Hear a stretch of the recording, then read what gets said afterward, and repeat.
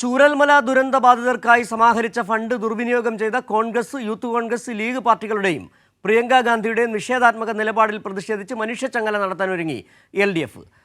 September 19 മനുഷ്യച്ചങ്ങല Wayanad കൽപ്പറ്റയിൽ നടക്കും. വിവരങ്ങളുമായി ജോഷില ചേരുന്നുണ്ട്. ജോഷില, ഒരുപക്ഷെ പൊറുതിമുട്ടിയ ഒരു ജനതയുടെ വികാരം, അവരുടെ പ്രതിഷേധം LDF ഏറ്റെടുക്കുന്നു. 19 മനുഷ്യച്ചങ്ങലയാണ്. നമുക്കറിയാം, യൂത്ത് കോൺഗ്രസ് ഫണ്ട് പിരിവ് തട്ടിപ്പ് നടത്തിയത്, വീട് നിർമ്മിച്ചു കൊടുക്കുമെന്ന് കോൺഗ്രസ് പറഞ്ഞിട്ട് വീട് കൊടുക്കാതിരുന്നത്, യൂത്ത് ലീഗ് അതോടൊപ്പം തന്നെ മുസ്ലിം ലീഗ് ദുരന്തബാധിതർക്ക് വാങ്ങിയ ഭൂമിയിൽ തട്ടിപ്പ് നടത്തിയ അടക്കമുള്ള കാര്യങ്ങൾ, വളരെ കൃത്യമായ ഒരു പ്രതിഷേധം അവിടെ ഉയരുകയാണ്. എന്താണ് മനുഷ്യച്ചങ്ങലയുടെ വിവരങ്ങൾ?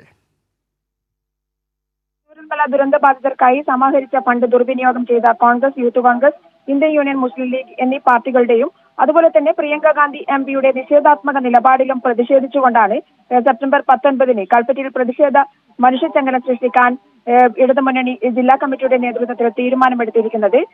മാത്രമല്ല, സർക്കാരിന്റെ ഇടപെടൽ മൂലം കോടതി നിർദ്ദേശിച്ചിട്ടും എൽസ്റ്റൺ എസ്റ്റേറ്റ് മാനേജ്മെന്റ് തൊഴിലാളികളുടെ ആനുകൂല്യം നൽകാത്തതിലും പ്രതിഷേധം ഉയരുന്നുണ്ട്.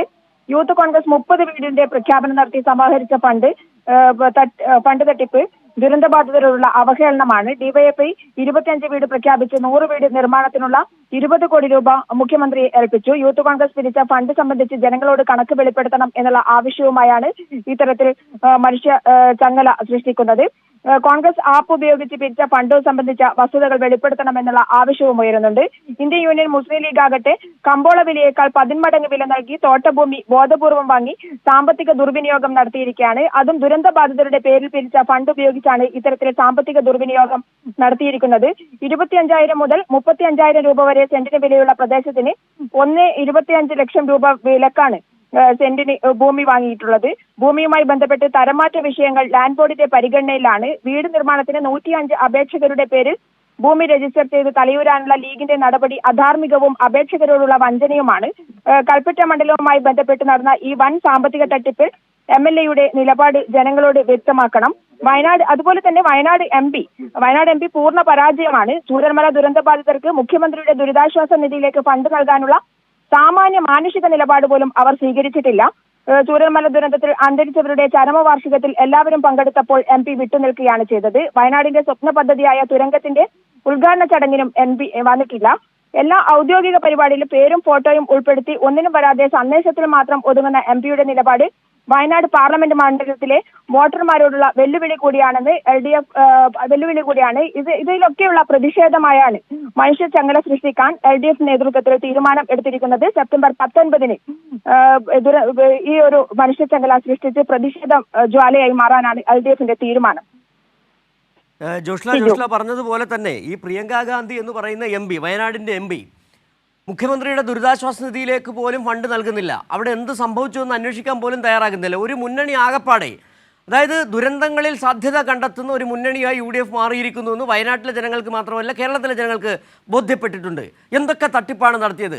ബിരിയാണി ചലഞ്ച്, ഫിഷ് ചലഞ്ച് നടത്തിയ യൂത്ത് കോൺഗ്രസ്, 30 വീടുകൾ നിർമ്മിച്ചു കൊടുക്കുമെന്ന് പറഞ്ഞ കോൺഗ്രസ്, അതോടൊപ്പം തന്നെ 2 ഇരട്ടിയിലും 4 ഇരട്ടിയിലും അധികം ഭൂമി വാങ്ങിച്ച് തട്ടിപ്പ് നടത്തിയ മുസ്ലിം ലീഗ്, ഇങ്ങനെ ഒരു തട്ടിപ്പ് മുന്നണി വയനാട് ദുരന്തബാധിതരോട് കാണിക്കുന്നതിന് ക്രൂരത എന്ന് മാത്രം പറഞ്ഞാൽ പറ്റില്ല. ഏതായാലും LDF ഈ പ്രതിഷേധം ഏറ്റെടുക്കുമ്പോൾ ഏറ്റവും ഒടുവിലായി എൽസ്റ്റൺ എസ്റ്റേറ്റ് ജീവനക്കാർക്ക് നൽകുന്ന ആനുകൂല്യം പോലും നൽകാതിരിക്കുന്ന ഒരു സാഹചര്യം, ആ സമരം കൂടി ഏറ്റെടുക്കുന്ന സാഹചര്യമുണ്ട് അല്ലേ?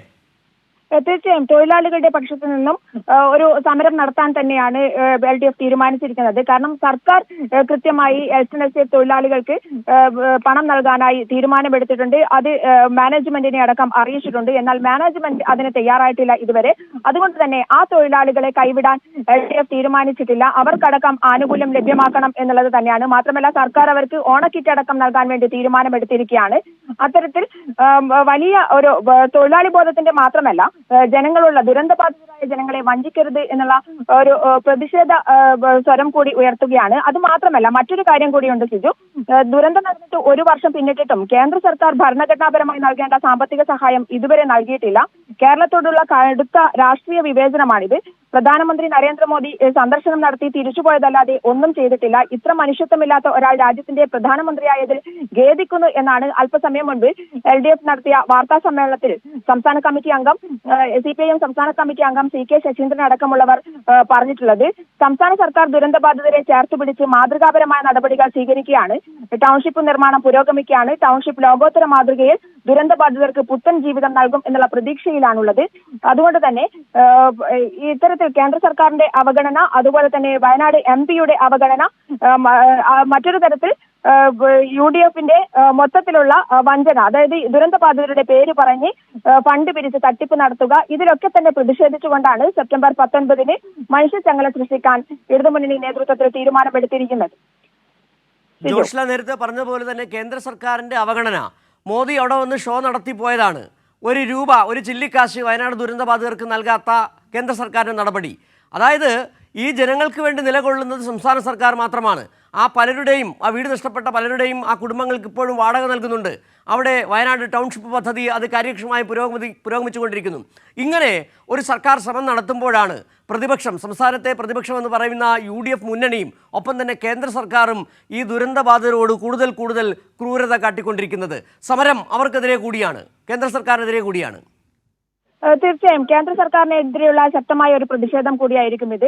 മോദി ഇവിടെ വരികയും ഫോട്ടോ ഷോ നടത്തുകയും ഒക്കെ ചെയ്തിട്ടുണ്ട്. എന്നാൽ പോലും ഒരു 5 പൈസ പോലും, കാശ് പോലും ഈ ദുരന്ത ബാധിതർക്കായി നൽകാൻ മോദി ഇതുവരെ തയ്യാറായിട്ടില്ല. മാത്രമല്ല മറ്റെല്ലാ സംസ്ഥാനങ്ങളിലും ആവശ്യമായ എല്ലാ സഹായങ്ങളും ദുരന്ത ബാധിതർക്കായി നൽകാൻ തീരുമാനമെടുത്തപ്പോഴും കേരളത്തെ അവഗണിക്കുന്ന ഒരു രീതിയിലേക്കാണ് നരേന്ദ്രമോദി പോയിട്ടുള്ളത്. ഇവിടെ വന്നു എന്നല്ലാതെ ഒരു ചില്ലിക്കാശ് പോലും കേരളത്തിൽ നൽകാൻ തയ്യാറാകാത്തത് അത് കേരളം ഭരിക്കുന്ന ഇടതുമുന്നണിയോടുള്ള ഒരു പ്രതിഷേധത്തിന്റെ സൂചനയായിട്ടാണ് കാണുന്നത്, പ്രതിഷേധമായിട്ടാണ് തന്നെ കാണുന്നത്. എന്നാൽ ഈ ദുരന്ത ബാധിതരിൽ മോദിയുടെ പാർട്ടിക്കാർ പോലുമുണ്ട്. അവരെ പോലും അവഗണിക്കുന്ന രീതിയിലേക്ക് കേന്ദ്ര സർക്കാർ മാറുകയാണ്.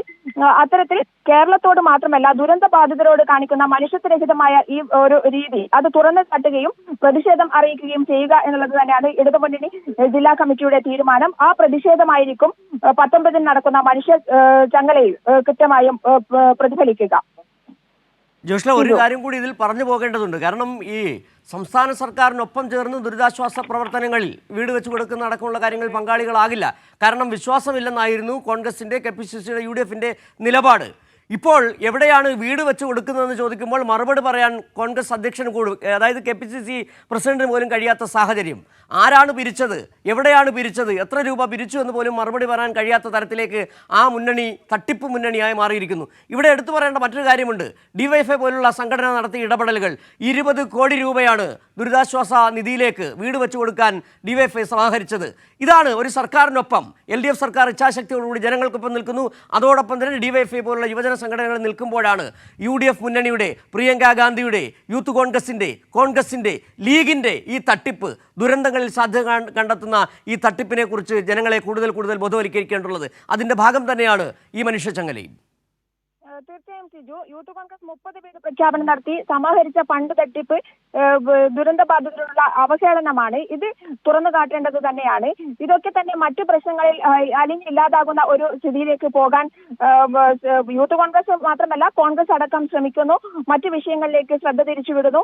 എന്നാലും ദുരന്ത ബാധിതർ ഇവിടെ തന്നെയുണ്ട്. ദുരന്ത ബാധിതർ മാത്രമല്ല അവരുടെ പേര് പറഞ്ഞ് പിരിച്ച ഫണ്ട് എവിടെ എന്നുള്ളതിന് യൂത്ത് കോൺഗ്രസും മറുപടി പറയേണ്ടതുണ്ട് എന്നുള്ളത് തന്നെയാണ് LDF ജില്ലാ കമ്മിറ്റി ഇപ്പോൾ പറഞ്ഞിരിക്കുന്നത്. മാത്രമല്ല ഇന്ത്യൻ യൂണിയൻ മുസ്ലിം ലീഗ് മറ്റൊരു രീതിയിലാണ് തട്ടിപ്പ് നടത്തിയിരിക്കുന്നത്. ഫണ്ട് പിരിക്കുകയും എന്നാൽ കൂടുതൽ വില കൊടുത്ത് അവരവരുടെ ഭൂമി തന്നെ, നേതാക്കളുടെ ഭൂമി തന്നെ വാങ്ങുകയും ചെയ്യുന്ന രീതിയിലേക്ക്, തോട്ടഭൂമി തന്നെ വാങ്ങുകയും ചെയ്യുന്ന രീതിയിലേക്ക്, ഫണ്ട് അവരവരിലേക്ക് തന്നെ, സ്വന്തം പാർട്ടിക്കാരിലേക്ക് തന്നെ വരുന്ന രീതിയിലേക്ക് കാര്യങ്ങൾ പോകുന്നു. ഈ തട്ടിപ്പൊക്കെ തന്നെ പുറത്തു വരേണ്ടതുണ്ട്. മാത്രമല്ല ഈ തട്ടിപ്പ് നടത്തിയിട്ട് മറ്റ് ഫണ്ട് എങ്ങോട്ട് പോയി എന്നുള്ള കാര്യവും കൃത്യമായി വെളിപ്പെടുത്തേണ്ടതുണ്ട്. അത് പൊതുജനങ്ങൾക്ക് ബോധ്യപ്പെടേണ്ടതുണ്ട്. അതുകൊണ്ട് തന്നെ അത് തുറന്നു കാട്ടാനുള്ള ഒരു ശ്രമത്തിന്റെ ഭാഗം തന്നെയാണ് ഇത്തരത്തിൽ ഒരു മനുഷ്യച്ചങ്ങല ഉണ്ടാക്കാൻ അല്ലെങ്കിൽ മനുഷ്യച്ചങ്ങല സൃഷ്ടിക്കാനുള്ള LDF-ന്റെ ശ്രമം.